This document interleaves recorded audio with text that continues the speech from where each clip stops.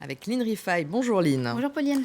La Maison-Blanche reçoit aujourd'hui les géants de la tech avec au menu une discussion franche sur les risques liés à l'intelligence artificielle. L'occasion justement de revenir sur cette technologie qui se développe à la vitesse de l'éclair et qui fascine autant qu'elle fait peur. Alors depuis quelques mois, on parle beaucoup de cette intelligence artificielle. Pourtant, cela fait des années, Lynn, qu'elle fait partie de notre quotidien.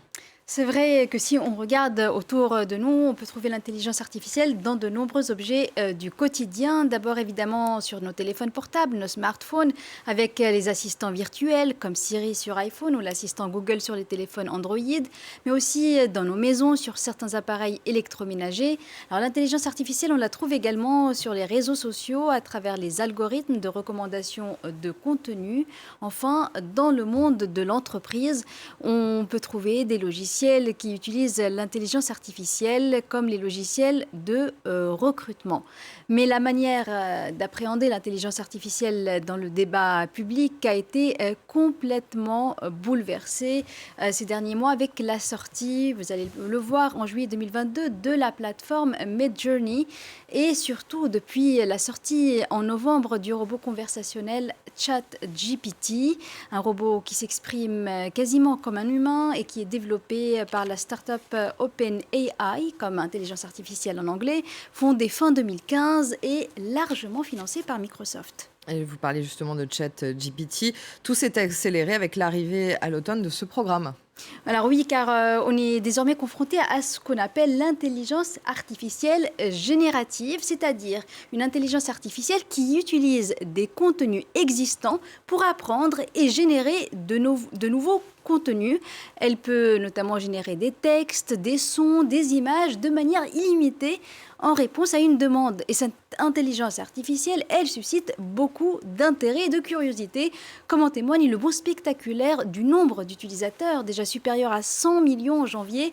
Le nombre de comptes créés serait passé à 186 millions en mars, d'après les chiffres compilés par un cabinet d'études pour le journal Les Échos. Alors cette hausse du nombre d'utilisateurs, elle s'accompagne aussi d'une amélioration des performances de l'intelligence artificielle, puisque plus on l'alimente en contenu, et plus elle aura du matériel pour générer de nouvelles analyses encore plus poussées. Dès la mi-mars d'ailleurs, on a vu sortir une nouvelle version de ChatGPT encore plus performante. Alors, les inquiétudes se multiplient autour de l'avenir, de nombreux emplois et faits nouveaux. Cela concerne aussi les professionnels intellectuels. Oui, les professions intellectuelles sont aussi concernées. L'arrivée de ChatGPT questionne sur l'avenir de nombreux métiers. Est-ce que l'intelligence artificielle va se mettre à rédiger des contrats à la place des avocats, émettre certains diagnostics médicaux à la place des médecins, écrire des articles d'analyse à la place des journalistes? Alors certes, certains médias en ligne avaient déjà recours à l'intelligence artificielle, mais l'ampleur n'était pas la même qu'aujourd'hui et ce qui pourrait advenir au cours des prochaines années. Selon le PDG de Google, Sundar Pichai, les emplois en première ligne sont les travailleurs du savoir, notamment les producteurs de contenu, les comptables, les ingénieurs.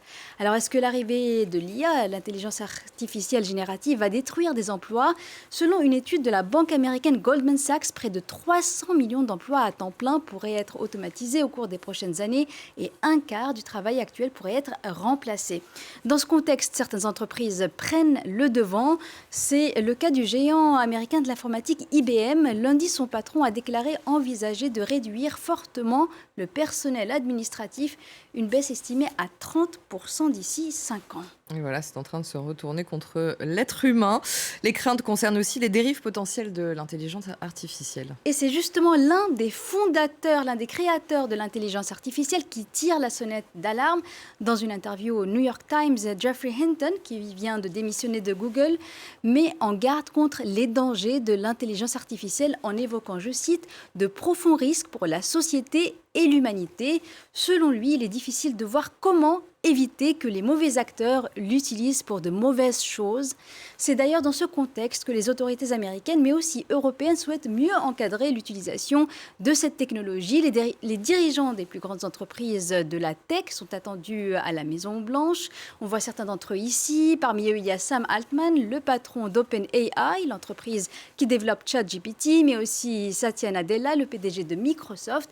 et Sundar Pichai, le PDG de Google. Alors au programme de cette réunion, une discussion franche, vous l'avez dit au tout début de cette chronique, sur les risques liés à l'intelligence artificielle et une réflexion sur les moyens de faire bénéficier les Américains des avancées de cette technologie tout en les protégeant des dangers. En tout cas, c'est le souhait de la Maison-Blanche.